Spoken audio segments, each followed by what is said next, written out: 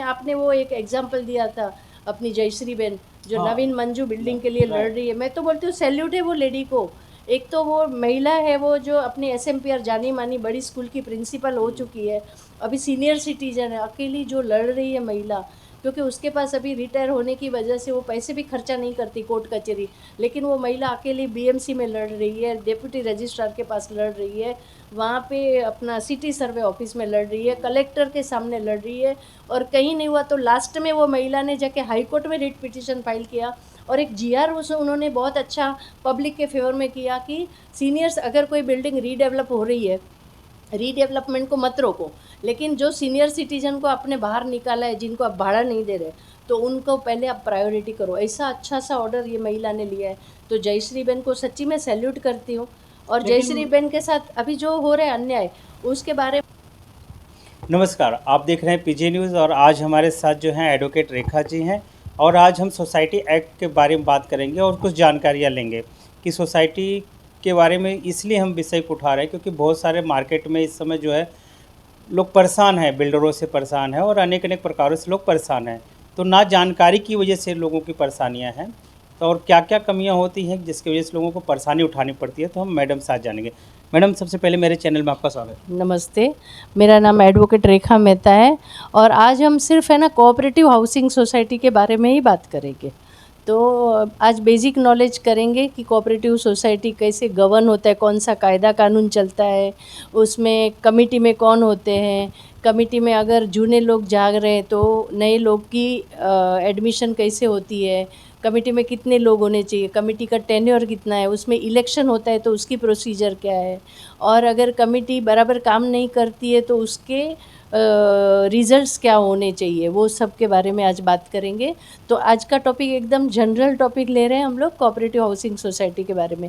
अब ये जो कोऑपरेटिव हाउसिंग सोसाइटी है उसका पूरा गाइडलाइन है वो सोसाइटी बायलॉज में दिया हुआ है, जो हर सोसाइटी का एक मॉडल बायलॉज होता है, और वो बायलॉज के फ्रेमवर्क बोलते हैं उसको, उसी के अंदर सोसाइटी ने पूरा काम करना है।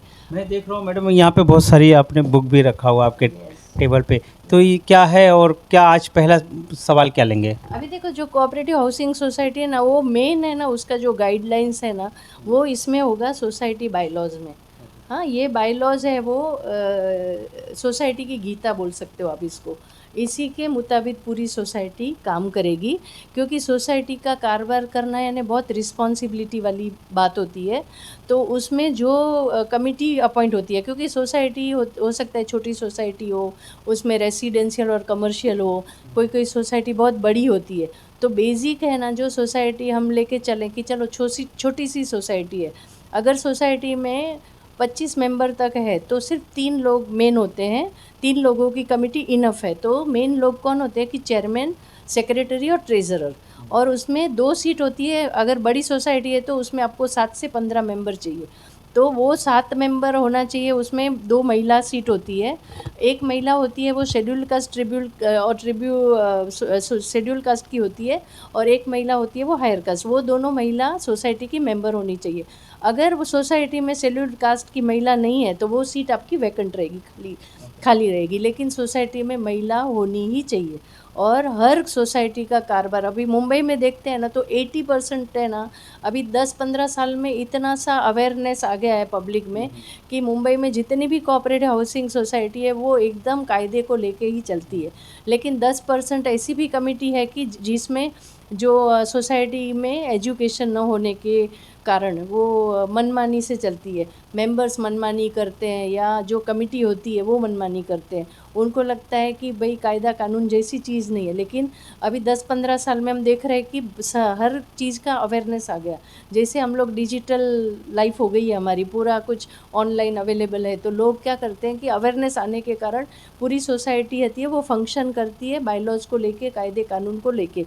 अगर आपकी सोसाइटी कायदे कानून को लेके नहीं चल रही है तो बहुत उसके परिणाम है बहुत ख़तरनाक हो सकते हैं। उसमें जो मैनेजिंग कमेटी होती है, वो मैनेजिंग कमेटी के ऊपर एफआईआर तक हो सकता है, और इसका जो भी डिस्प्यूट होता है, छोटा मोटा डिस्प्यूट है, वो जाएगा डेप्यूटी रजिस्ट्रार, हर एरिया का ward wise deputy registrar appoint होता है। तो अगर छोटी मोटी जो फंक्शनिंग होती है सोसाइटी, उसमें कुछ अगर डिस्प्यूट है, तो वो सब कार्यवाही होती है अपनी डेप्यूटी रजिस्ट्रार के पास। जैसे अपना मुलुंड में टी वार्ड का डेप्यूटी रजिस्ट्रार है, तो टी वार्ड जिस जोन में आता है वहाँ का एक डेप्यूटी रजिस्ट्रार होता है। उसके आगे फिर जाओ तो हायर अथॉरिटी होती है। लेकिन आज हम बात कर रहे हैं सिर्फ बेसिक बात कर रहे हैं। अभी जो कमेटी होती है उसमें 3 लोग होते हैं, सेक्रेटरी होता है, चेयरमैन होता है और ट्रेजरर। सबसे बड़ी पोस्ट होती है वो चेयरमैन की होती है।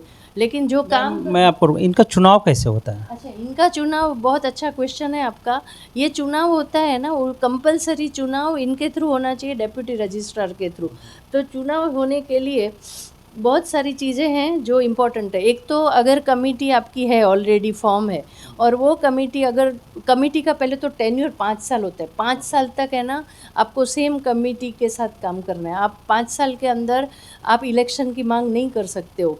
अगर आपको इलेक्शन की मांग करनी है तो उसका एक ही रीज़न होगा कि अगर जो एग्जिस्टिंग कमेटी है वो अगर 2 साल तक फंक्शन नहीं किया अच्छे से, जो सोसाइटी के डे टू डे बिजनेस होता है, जैसे कि मेंटेनेंस बिल कलेक्ट करना, फिर प्रॉपर्टी टैक्स की भुगतान करना, पानी के बिल की भुगतान करना, बिजली के बिल होते हैं वो भुगतान करना, सोसाइटी में चेयरमैन रखना, सोसाइटी में नोटिस बोर्ड रखना, सोसाइटी का ऑडिट करवाना। ऑडिट 2 प्रकार का होता है, एक जो खर्चे का ऑडिट होता है और दूसरा होता है स्ट्रक्चरल ऑडिट। यानी अगर आपकी बिल्डिंग 30 साल से पुरानी हो गई तो आपको कंपलसरी स्ट्रक्चरल ऑडिट भी करवाना है। अच्छा मैम, मैं देखता हूँ अभी बारिश का मौसम चल रहा है, बहुत सारी बिल्डिंगों के छत से पानी गिरता है। हाँ। लोग परेशान है, सोसाइटी में कंप्लेन भी करते हैं लेकिन सुना नहीं जाता है। ऐसे में वो क्या करें? ऐसे में क्या होता है कि एक तो आपको पहले कंप्लेन देनी है सोसाइटी की कमेटी को। अगर सोसाइटी की कमेटी नहीं सुन रही है तो आपको कंप्लेन देनी है बीएमसी में। बीएमसी में एक इम्प्रूवमेंट कमेटी होती है, तो वो इम्प्रूवमेंट कमेटी में 1 वीक में एक बार उसका वो मीटिंग होता है। वो मीटिंग में जाके आप कंप्लेन दे सकते हो। PG meeting. हाँ,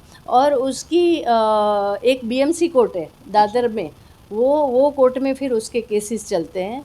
और दूसरी कंप्लेन ज़्यादा करके क्या होता है कि कमेटी में कंप्लेन देते, छोटी अगर सोसाइटी है तो सोसाइटी समझा के, मेंबर्स को समझा के, जिसके फॉर एग्जांपल कि ऊपर की छत से पानी आ रहा है तो ऊपर वाले मेंबर नीचे वाले मेंबर दोनों मिला के आधा आधा खर्चा करके सॉल्व करते।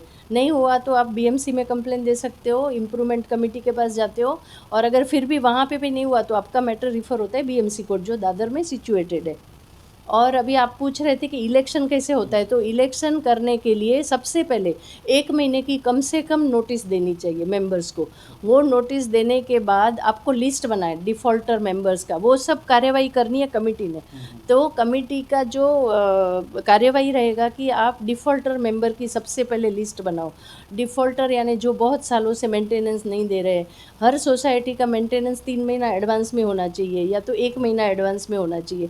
लेकिन बहुत सारे मेंबर्स हैं जो मेंटेनेंस नहीं भरते, सालों साल मेंटेनेंस नहीं भरते।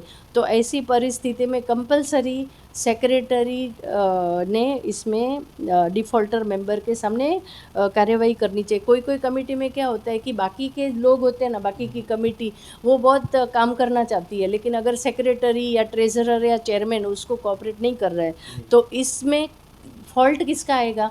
सेक्रेटरी। क्योंकि देखो, अकेला चेयरमैन या अकेला ट्रेजरर काम नहीं कर सकता है। जो भी आपको सोसाइटी में काम करना है वो पूरी कमेटी मिलके करेगी।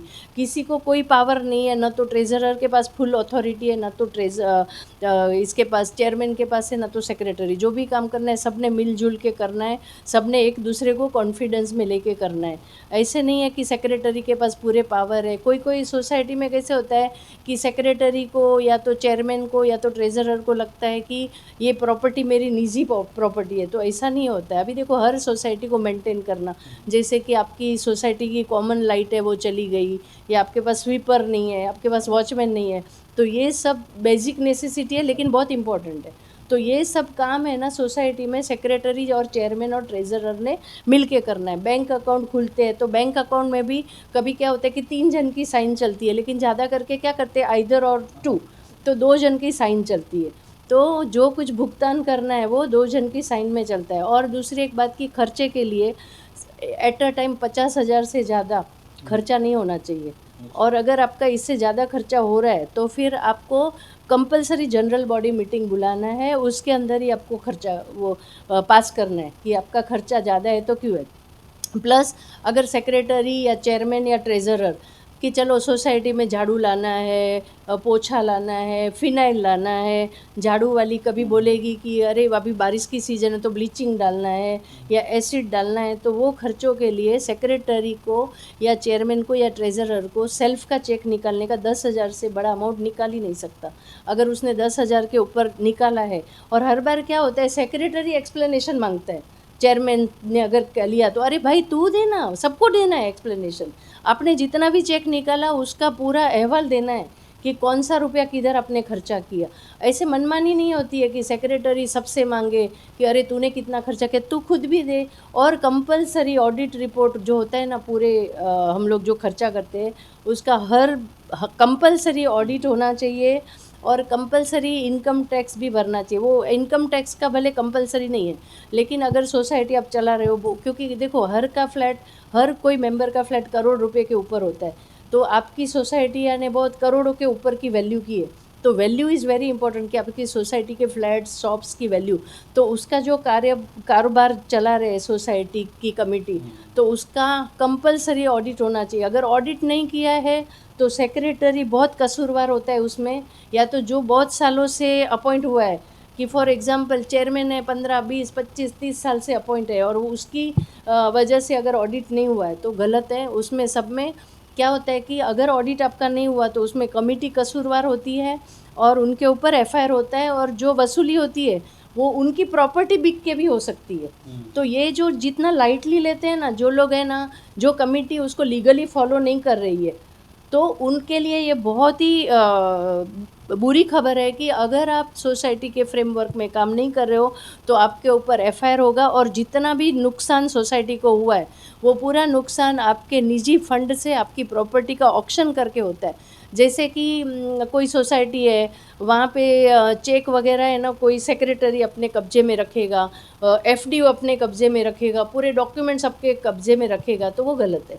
तो वैसे कभी कभी ऐसे, अभी तो मैं लॉयर हूँ, मेरे पास बहुत सोसाइटी के केसेस आते हैं, तो ऐसे भी होता है कि सेक्रेटरी साइन नहीं करता है, बारगांव चला जाता है, तो जो सोसाइटी का प्रॉपर्टी टैक्स का भुगतान रहता है, तो क्या करते हैं बीएमसी वाले, उसके ऊपर पेनल्टी लगाते हैं। तो जो पेनल्टी लगती है वो पेनल्टी सेक्रेटरी के निजी फंड से जाएगी। एक्चुअली सोसाइटी उसके लिए कसूरवार नहीं है, क्योंकि देखो सोसाइटी वाले हर मेंबर भुगतान कर रहे हैं अपने मेंटेनेंस बिल की हर महीना रेगुलर। तो ये क्या हुआ, मस्ती किसकी थी? जो कमेटी मेंबर की मस्ती की वजह से पेमेंट नहीं हुआ है, तो वो जो मस्ती करता है उसको कंपलसरी अपने निजी फंड से वो पेमेंट करना पड़ेगा। और कहीं कहीं सोसाइटी में मैंने देखा है कि बहुत सी इलीगलिटीज़ चल रही है। फॉर एग्जांपल जो कमर्शियल वाले हैं, ज़्यादा करके बीएमसी है ना, कमर्शियल में जो ज़्यादा एडिशन ऑल्ट्रेशन करता है, यानी एक शॉप है, बाजू में दूसरा शॉप है, तीसरा शॉप है, तीनों शॉप के बीच की दीवारें तोड़ दी, पिलर तोड़ दिए, और उसको अमलगमेट कर लिया, जॉइंट कर लिया, उसमें बहुत सारा चेंजेस लाया। तो सबसे पहली ड्यूटी है कि कमेटी ने उसके अगेंस्ट में कार्यवाही करनी चाहिए। और मीटिंग होने के बावजूद भी अगर कार्यवाही नहीं हो रही है, कैसे होता है कि 3 जन है, 3 और कमेटी है, सब मिलके नहीं कर रहे, तो एटलीस्ट 3 जन है ना, वो बहुत ही इंपॉर्टेंट रोल है उनका, सेक्रेटरी, ट्रेजरर और चेयरमैन। अगर वो लोग भी कुछ कार्यवाही नहीं कर रहे तो बहुत गलत होता है। तो उसमें भी एफआईआर सेक्रेटरी, चेयरमैन और इसके ऊपर हो सकता है। अभी कैसे होता है कि देखो सोसाइटी में मीटिंग हुआ, मीटिंग में मिनट्स हो गया, रिजोल्यूशन पास हो गया कि इसके ऊपर एक्शन लेना है, लेकिन कभी कभार क्या होता है कि सेक्रेटरी का निजी रिलेशन अच्छा है किसके साथ, जो शॉपकीपर है या कोई मेंबर है, तो वो क्या करते हैं, इग्नोर करने जाते हैं। तो वो ignorance is not the law, ignorance is very much danger. आपने अगर इग्नोर किया है और ऐसा अमलगमेशन वगैरह किया है तो पूरा एक्शन एफआईआर सेक्रेटरी के ऊपर हो सकता है। अच्छा मैम, मैं ये जानूंगा सेक्रेटरी की प्रोफाइल क्या होती है? क्या वो रिटायरमेंट होना चाहिए या जॉब वाला होना चाहिए, बिजनेसमैन होना चाहिए, ऐसा कुछ? देखो सेक्रेटरी की प्रोफाइल क्या है कि एटलीस्ट उनको नॉलेज होना चाहिए बायलॉज के बारे में। मैम अगर नॉलेज के बाद मैं बोलता हूँ अगर वो जॉब करता रहेगा तो कैसे सोसाइटी में देखेगा? मेरा सवाल है। सोसाइटी का जो काम होता है ना, वो कैसे होता है कि आप एडजस्ट कर सकते हो, अर्जेंट कुछ काम नहीं होता है। जो 3 जन अपॉइंट होते हैं, बाकी की कमेटी अपॉइंट होती है, उसमें से कोई तो अवेलेबल होता है, लेकिन आजकल मैंने देखा है कि 20% सोसाइटी ऐसी है कि उसमें जो सेक्रेटरी का पद ले रहा है, चेयरमैन का, ट्रेजरर का पद ले रहा है, मैनेजिंग कमेटी में पद ले रहा है, उसको बायलॉज के बारे में मालूम ही नहीं है। तो सबसे पहले तो इनको ट्रेन करना चाहिए, कानूनी ऐसी कार्यवाही होनी, जोगवाई होनी चाहिए कानून में कि उनको ट्रेन करो, या तो उनको क्वालिफाइड तभी करो कि जब उनको कानून के बारे में मालूम है। कैसे होता है बहुत सी सोसाइटी में कि अभी मेरे पास एक केस आया है, हमारी सोसाइटी का मैं बात करूं, हमारी सोसाइटी का, कि हमारी सोसाइटी में ऐसे हुआ कि सेक्रेटरी ऑडिट नहीं कर रहा था, तो सेक्रेटरी का सबके साथ झगड़ा चल रहा था। क्या सोसाइटी का नाम क्या है आपके? हमारी सोसाइटी का नाम है जय Shiv Shakti cooperative housing society. वहाँ पे कैसे हो गया कि सेक्रेटरी का सबके साथ झगड़ा।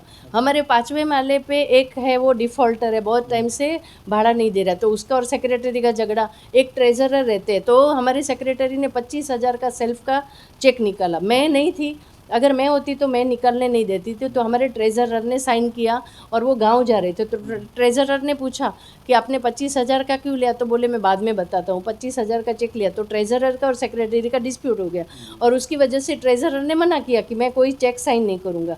तो फिर चेक मैं और सेक्रेटरी साइन करते थे। फिर बाद में ऐसा हुआ कि ऑडिट नहीं हो रहा है, तो सब लोग चिल्ला रहे थे बिल्डिंग के मेंबर्स कि अरे ऑडिट करो, ऑडिट करो। फिर एक हमारे 5वें माले पे एक महिला रहती है जिनके घर में लीकेज का बहुत प्रॉब्लम है, तो हमेशा उसका और सेक्रेटरी का झगड़ा होता है। एक मेंबर हमारी बिल्डिंग में है कि उन्होंने कुछ रिलायंस का ऊपर वो लेके रखा है, टावर नहीं, जो हम लोग वाईफाई वगैरह लेते हैं ना, तो उसमें कुछ सेक्रेटरी का उसका झगड़ा हुआ, तो 2 बार सेक्रेटरी उसको मारने के लिए गए।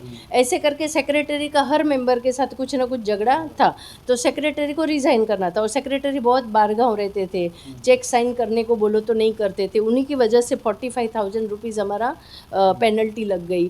फिर उसके बाद ऐसा हुआ कि हमारे जो नीचे शॉप वाले, तो हर शॉप का या घर का जो एसी का एग्जॉस्ट फैन है वो कंपलसरी उनके प्रीमाइसेस के आउटर वॉल पे होना चाहिए एज़ पर रूल।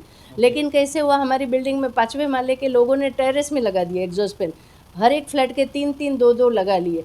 तो वो इलीगल है, क्योंकि देखो जो टेरेस है वो बहुत सारे अपने घर के फंक्शन होते हैं, सोसाइटी के फंक्शन होते हैं, या हमको वॉक करने जाना है, तो उस समय एग्जॉस्ट फैन की गर्म हवा अच्छी नहीं है। तो एसी का जो एग्जॉस्ट फैन है, अगर टेरेस है आपका, छोटा सा टेरेस है, उसके ऊपर एक फ्लैट के 3 एग्जॉस्ट फैन आ गए, दूसरे फ्लैट के 2 आ गए, तो ऐसे करके एग्जॉस्ट फैन की वजह से गर्मी होती है ना। अगर आप टेरेस में आपको मॉर्निंग में घूमने जाना है, या आपको रात को बैठने जाना है, या आपका कोई फंक्शन है, बर्थडे है, शादी का फंक्शन है, हल्दी का फंक्शन है, कुछ भी फंक्शन आपको करना है, या तो सोसाइटी में 2-3 फंक्शन होते हैं साल में, तो वो हो गया, तो नहीं वो नहीं तो यूज़ नहीं कर पाते। नीचे हमारे शॉप है, उस जो 1 2 3 नंबर शॉप है, वो शॉप का भी जो एग्जॉस्ट फैन है 6 टन का, तो वो एग्जॉस्ट फैन उन्होंने, हमारा जो एंट्रेंस है बिल्डिंग का, हमारी बिल्डिंग ऐसे बनी है कि रेसिडेंस और कमर्शियल वाले को कोई एक दूसरे से कनेक्शन नहीं है। अब जो शॉप वाले, कमर्शियल वाले बाहर से उनका आना जाना है, अंदर वाले उनका, तो उन्होंने क्या किया कि बहुत सालों से वो एग्जॉस्ट फैन सोसाइटी के अंदर लगाया। और हाल ही में आपको मैं फ़ोटो देती हूँ, वो फ़ोटो आप इसमें डालना। हाल ही में हमारा छज्जा टूट गया। अभी छज्जा टूट गया तो वो एक्चुअली भुगतान किसको करना है, शॉप वाले को करना है, क्योंकि उसके एग्जॉस्ट फैन की वजह से छज्जा टूटा। तो हमारे सोसाइटी में 80,000 से 1 लाख का उधर रिपेयर का कोटेशन निकला है, तो वो कोटेशन कौन देगा। फिर उसके बाद तो हमारे सेक्रेटरी को ये सब बातों का प्रॉब्लम था, बोले चलो एक मीटिंग करो। अभी एक्चुअली मीटिंग में कैसा करना चाहिए था कि सेक्रेटरी को रिज़ाइन करना है, तो सेक्रेटरी का रेजिग्नेशन एक जनरल बॉडी मीटिंग में उसने चेयरमैन को देना है। चेयरमैन वो रेजिग्नेशन लेगा और दूसरे किसी को अपॉइंट करेगा, उसके लिए पूरी कमेटी बर्खास्त होना ज़रूरी नहीं है। सेक्रेटरी ने क्या किया, बिना कॉन्फिडेंस में लेके जो लोग उसके अगेंस्ट थे ना, जो डिफ़ॉल्टर थे, या तो जिसके साथ झगड़ा था, जो उसको मारने आया था, उनको खड़ा कर दिया। तू ये पोस्ट ले, जय प्रसाद बांटते हैं ना कि ये ले, तू सेक्रेटरी बन जा, तू चेयरमैन बन जा, तू मैनेजिंग कमेटी बन जा, तू ट्रेजरर बन जा। तो ये कोई पावर सेक्रेटरी के पास या चेयरमैन के पास, किसी के पास नहीं होती। उसमें कंपलसरी 1 महीने का नोटिस भी देना पड़ता है, क्योंकि ऐसी कोई अर्जेंसी नहीं है। और वो कमेटी के मीटिंग में आपके 100% लोग हाजिर होना चाहिए। उसमें है ना, अगर आपके नाम से फ्लैट है ना, तो और आपका बेटा बैठेगा या आपकी वाइफ बैठी, आपकी बहन, नहीं चलता है। मेंबर्स होने चाहिए हाजिर। और वो उसमें डिफ़ॉल्टर होते हैं ना, जो बहुत सालों से पेमेंट नहीं दे रहे हैं या उनके पिताजी के नाम पे है, तो उनको भी कोई राइट नहीं है। लेकिन जो मीटिंग होती है, अगर आपको कमेटी जो मेंटेनेंस भर रहे हैं, कायदे से नियम फॉलो कर रहे हैं, वही मीटिंग में बैठ सकते हैं। हाँ, वही मीटिंग में बैठ सकते, डिफ़ॉल्टर मेंबर नहीं बैठ सकते। प्लस अगर 2 नाम है शेयर सर्टिफिकेट के ऊपर, तो जो दूसरा नाम है ना वो भी एलिजिबल नहीं होता है वोट करने के लिए। पहला नाम, फर्स्ट नेम, अगर शेयर सर्टिफिकेट पे 3 नाम है, मान लीजिए दो सगे भाई हैं, दो लोगों ने अगर एक साथ फ्लैट लिया तो जो पहला नाम है वो बैठ सकता है, सेकंड नहीं बैठ सकता। सेकंड वाला नहीं बैठ सकता। यस, उसको ही रिकॉग्नाइज करते कि वो मेंबर है। तो ऐसी सब बातें बहुत ज़रूरी है कि सेक्रेटरी को या चेयरमैन को या ट्रेजरर को या कमिटी मेंबर को या जो बिल्डिंग के मेंबर है, किसी को कोई राइट नहीं है कि वो सजेस्ट करे कि इसको तुम ये बनाओ, इसको तुम चेयरमैन बनाओ, इनको सेक्रेटरी।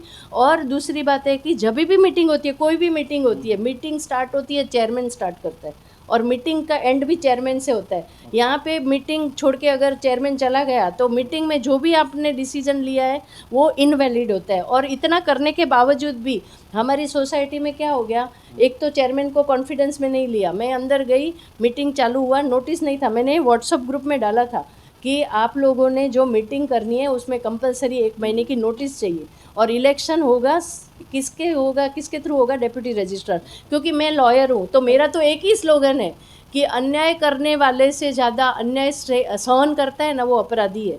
अगर मैं ही लॉयर हूँ और मैं ही सब आँख आड़ा, मुझे जब पता चला कि यहाँ पे तो आई रजिस्टर नहीं है, जे रजिस्टर नहीं है, लीनियन रजिस्टर नहीं है, नॉमिनेशन का रजिस्टर नहीं है, 5 रजिस्टर है जो बहुत इंपॉर्टेंट है, जो कि हमारे सोसाइटी में नहीं है। हमारी सोसाइटी में कोई पेपर ही नहीं है, कोई नोटिस ही नहीं है।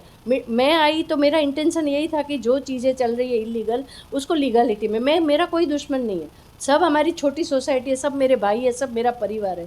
लेकिन जिस तरीके से जो हमारी सोसाइटी चल रही है, तो उसमें अगर मैंने ऑब्जेक्शन लिया है तो मेरा कोई निजी ऑब्जेक्शन नहीं है। अच्छा मैं बोलूँगा जो आपने बताया डिप्टी रजिस्ट्रार आते हैं, तो मैं देख रहा हूँ ऐसी बहुत सारी सोसाइटियाँ हैं जिसमें अभी तक इलेक्शन ही नहीं हुए हैं, कई सालों से नहीं हुए हैं। और डिप्टी रजिस्ट्रार तो मतलब इलेक्शन ही नहीं हुआ तो उनका जाने का सवाल ही नहीं होता। तो ऐसे में हाँ, खुद से नहीं आते। नहीं लेकिन इसमें बीएमसी टीवार्ड इन लोगों का भी तो कुछ होना चाहिए कि भाई सोसाइटी में आपने इलेक्शन क्यों नहीं कराया या कुछ ऐसा। इसमें कैसे होता है कि देखो, डेप्यूटी रजिस्ट्रार खुद से तो नहीं आएंगे ना। जब कोई एक भी मेंबर अगर कंप्लेन करेगा कि हमारे यहाँ इलेक्शन नहीं हो रहे, तो वो कंप्लेन होगी, तब डेप्यूटी रजिस्ट्रार क्या करेगा? सबसे पहले आपकी कंप्लेन के ऊपर एक्सप्लेनेशन मांगेगा और हियरिंग का डेट लगाएगा। और वो हियरिंग के डेट में सबने वो क्लैरिफाई करना है। और दूसरा कैसे होता है कि अभी देखो, फॉर एग्जांपल आप हमारी सोसाइटी में सेक्रेटरी ने अपने मनमानी से प्रसाद बांटने के जैसे पोस्ट बांटा, उसके बाद उन्होंने बैंक अकाउंट में सिग्नेचर ही चेंज किए। तो देखो, अभी मुझे न तो मैंने रेजिग्नेशन दिया था, न तो मैं डिस्क्वालीफाइड हूँ, तो मुझे बिना बताए उन लोगों ने क्या किया, वो दे दिए, एक लेटर बना के दे दिया बैंक को कि अभी नए ये सिग्नेचरी है। ये तो मुझे नहीं मालूम था, मैंने कुछ नहीं किया था। पावर ऑफ अटर्नी देते हैं उनको ऐसा। पावर ऑफ अटर्नी नहीं, एक उन्होंने रिजोल्यूशन दे दिया, जो कि कैसे होता है, एज पर लॉ कैसे होता है कि या तो आप जो चेयरमैन ने रेजिग्नेशन दिया है वो लेटर लगाओ, या तो आपने डिस्क्वालीफाइड किया है चेयरमैन को, वो लेटर लगाओ। ये कुछ नहीं लगाया, बोगस कमेटी बना दी। और वो बोगस कमेटी के, तो मैं जब बैंक में गई तो मुझे पता चला कि ये बैंक में तो ऐसे ऐसे गड़बड़ हो गई है। तो मैंने क्या किया, बैंक को एक लेटर दिया कि ये कमेटी है वो इलीगल है, आप इनसे सब डॉक्यूमेंट मंगाओ, नोटिस से लेके, नोटिस के साथ एजेंडा। और उसके बाद मीटिंग हुई तो उसमें कौन हाजिर थे, कौन से मेंबर, और क्या रिजोल्यूशन पास हुआ। फिर बैंक ने अकाउंट फ्रीज कर दिया। और अभी मैंने कंप्लेंट डाली है रजिस्ट्रार में। बीइंग अ लॉयर, यहाँ पे मेरा काम नहीं है वो सब करना, मेरे पास टाइम भी नहीं है, लेकिन मेरा एक ही इंटेंशन है, एक ही उद्देश्य है कि जो भी काम चल रहा है, एटलीस्ट मैं, देखो हमें ना अन्याय के सामने लड़ना है ना, तो सबसे पहले हमें अपने से स्टार्ट करना है, अपने घर से स्टार्ट करना है। तो सोसाइटी मेरा घर है और मैं चाहती हूँ कि सोसाइटी जो भी फंक्शन करती है लीगली फंक्शन करे। अच्छा, इसमें सबसे ज़्यादा पावर किसके पास होता है कमेटी में? कमेटी में सबसे ज़्यादा पावर चेयरमैन के पास होता है, लेकिन काम ज़्यादा करना है सेक्रेटरी। वैसे देखा जाए तो तीनों के इक्वल पावर है, लेकिन जो भी होता है ना, सेक्रेटरी का वैसे ज़्यादा ये रहता है, लिखाई पढ़ाई और उसकी ज़्यादा सब करना है, पेपर वर्क उसको सब मेंटेन करना है, ऑडिट रिपोर्ट कराना है। हमारे यहाँ तो कैसा है, सेक्रेटरी होना है लेकिन किसी को ये नहीं करना है, काम नहीं करना है, नाम के लिए होना है। तो मेरा तो एक ही इंटेंशन है कि जो भी सोसाइटी है वो लीगली चले और जो भी काम है वो लीगली चले। किसी से कोई, मैं तो बोलती हूँ हर सोसाइटी में ऐसा ही काम करना चाहिए। एक मेंबर ने उठ के ऑब्जेक्शन लेना चाहिए अगर आपकी सोसाइटी है वो लीगली फंक्शन नहीं कर रही है, क्योंकि यहाँ पे किसी की मनमानी नहीं चलती है। ना तो इतने पावर है सेक्रेटरी के पास, ट्रेजरर के पास, या चेयरमैन के पास, या कमेटी मेंबर के पास, या जो कमेटी मेंबर में नहीं है उनके पास।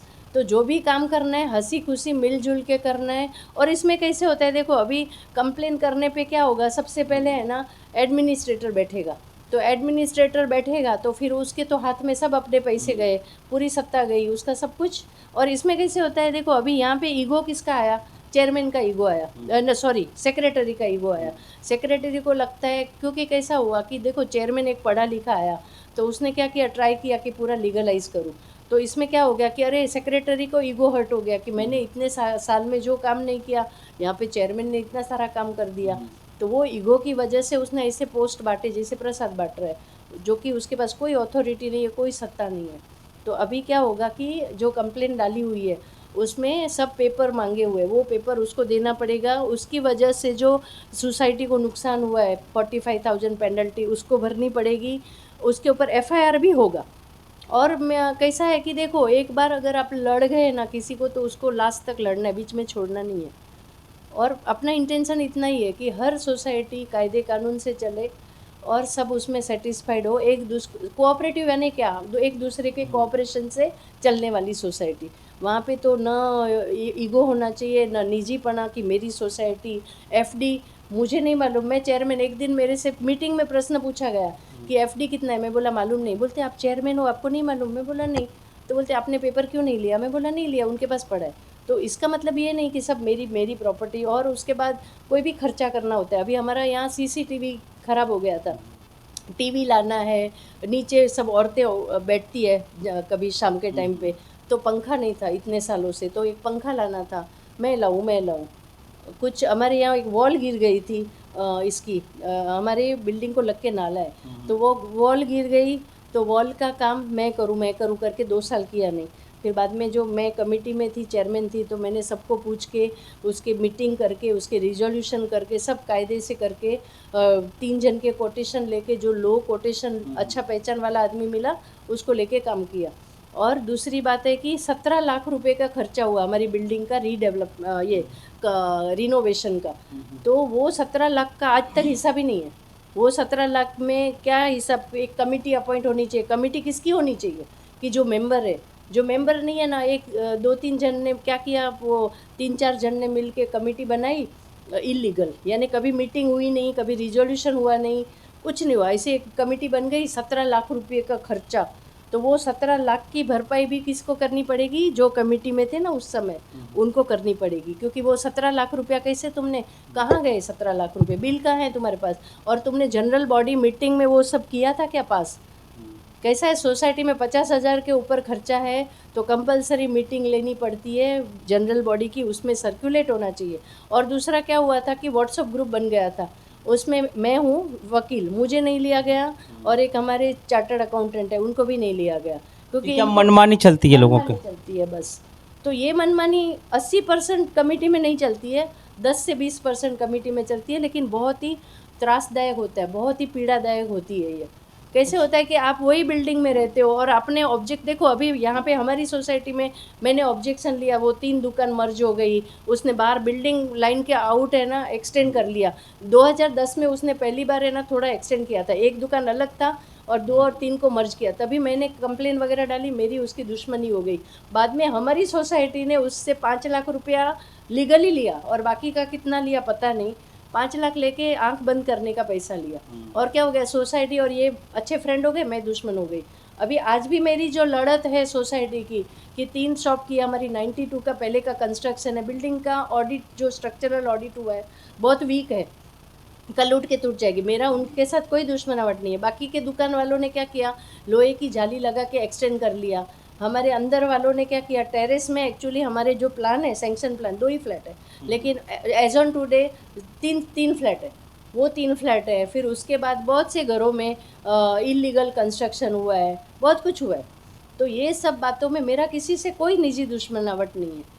और कैसे हुआ कि एक हमारा जो नल पानी लगा हुआ है, पानी का भी कैसा था कि पहले रेसिडेंशियल था, अभी दुकान वालों ने बिना परमिशन के, यानी जो कमेटी की परमिशन लेनी चाहिए, या तो उन्होंने सेपरेट नल की लाइन, पानी की लाइन लेनी चाहिए, वो करे बगैर लिया, तो हमारा जो बिल है वाटर का वो कमर्शियल रेट में आया। तो मैंने एक सर्कुलेट किया कि भाई आप दुकान वाले, हमारे यहाँ 6 दुकान है, तो 6 दुकान वालों को रिक्वेस्ट डाला कि ये 6 दुकान वालों का अलग से हम लोग मीटर करेंगे, हमारा अलग से वाटर मीटर करेंगे। तो उसमें मैं दुश्मन हो गई और दूसरे दिन मेरी गाड़ी का टायर पंक्चर कर दिया और जो वाइपर होता है ना वो तोड़ दिया गया। हमारी इस बिल्डिंग में सीसीटीवी कैमरा है, मैंने सुबह उठ के देखा तो उसमें वो नहीं था क्योंकि वो कैमरा वहाँ पे फोकस नहीं था। फिर उसके बाद क्या हुआ कि अभी ये सब हमारे यहाँ मीटिंग हुई, मीटिंग के दूसरे दिन मैं आपको फ़ोटो भी देती हूँ, दूसरे दिन बाउंसर भेजे गए। मैं जब सुबह कोर्ट में जा रही थी मेरे गाड़ी के पास 2 बाउंसर खड़े थे और बोलते काय मॅडम तुम्हाला जास्त चरबी चढ़ली। मैं बोला देख भाई मैं डरी नहीं क्योंकि ये सब मैं नहीं डरती। तो मैंने बोला मैं आपको दिखाती हूँ, उनके फ़ोटो है मेरे मोबाइल में और मैंने तुरंत है ना बिल्डिंग का जो व्हाट्सअप ग्रुप में मैंने पोस्ट किए। मैंने उनको क्या बोला कि देख भाई मुझे बहुत लेट हो रहा है, ये मेरा घर है ऊपर और मेरा ऑफिस का कार्ड चाहिए तो ले, तुम मुझे शाम को मिलो, जो भी मेरा चर्बी निकलना है शाम को निकलना। तो ये सब तरीके हम बोलते हैं ना एक बार वुमन एम्पावरमेंट, 80-90% जगह पे वुमन एम्पावरमेंट हुआ है, लेकिन जहाँ पे महिलाएं एजुकेटेड नहीं है जिस घर में, उनको मालूम ही नहीं है कि वो महिला की इज्जत कैसे करनी है। तो ऐसी बहुत सारी सोसाइटी है जहाँ पे महिला को बहुत बेइज्जत किया जाता है और ऐसा सब किया जाता है, तो जो बराबर नहीं है। अभी मैंने आपने वो एक एग्जांपल दिया था अपनी जयश्री बहन जो हाँ। नवीन मंजू बिल्डिंग के लिए लड़ रही है, मैं तो बोलती हूँ सैल्यूट है वो लेडी को। एक तो वो महिला है, वो जो अपनी SMPR जानी मानी बड़ी स्कूल की प्रिंसिपल हो चुकी है, अभी सीनियर सिटीजन है, अकेली जो लड़ रही है महिला, क्योंकि उसके पास अभी रिटायर होने की वजह से वो पैसे भी खर्चा नहीं करती कोर्ट कचहरी, लेकिन वो महिला अकेली BMC में लड़ रही है, डेप्यूटी रजिस्ट्रार के पास लड़ रही है, वहाँ पे अपना सिटी सर्वे ऑफिस में लड़ रही है, कलेक्टर के सामने लड़ रही है, और कहीं नहीं हुआ तो लास्ट में वो महिला ने जाके हाई कोर्ट में रिट पिटीशन फाइल किया और एक GR उन्होंने बहुत अच्छा पब्लिक के फेवर में किया कि सीनियर्स अगर कोई बिल्डिंग रीडेवलप हो रही है, रीडेवलपमेंट को मत रोको, लेकिन जो सीनियर सिटीजन को आपने बाहर निकाला है, जिनको आप भाड़ा नहीं दे रहे, तो उनको पहले आप प्रायोरिटी करो। ऐसा अच्छा सा ऑर्डर ये महिला ने लिया है, तो जयश्री बहन को सच्ची में सैल्यूट करती हूँ। और जयश्री बहन के साथ अभी जो हो रहा है अन्याय, उसके बारे